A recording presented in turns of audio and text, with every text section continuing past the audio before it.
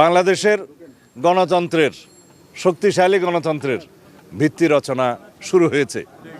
গণতান্ত্রিক যাত্রা অব্যাহত থাকবে ইনশাআল্লাহ।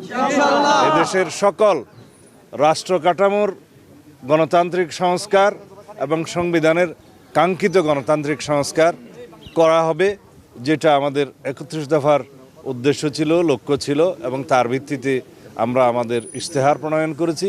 ইতিমধ্যে জুলাই জাতীয় সনদ স্বাক্ষরিত হয়েছে, যার মধ্যে দিয়ে একটি রাজনৈতিক সমঝোতা হয়েছে। এটা একটি রাজনৈতিক সমঝোতার দলিল, তা অক্ষরে অক্ষরে পালন করা হবে। আমরা আশা করছি বাংলাদেশের এই জাতীয় সংসদ স্বাধীনতার পরে সবচাইতে বেশি আইন প্রণয়নকারী জাতীয় সংসদ হবে এবং সংবিধান সংশোধন করবে জন আকাঙ্ক্ষার ভিত্তিতে। আমাদের শহীদদের আকাঙ্ক্ষা অনুযায়ী, প্রত্যাশা অনুযায়ী, তরুণ প্রজন্মের প্রত্যাশা অনুযায়ী এই দেশকে আমরা মেধা নির্ভর, প্রযুক্তি নির্ভর এবং জ্ঞান নির্ভর রাষ্ট্র বিনির্মাণের জন্য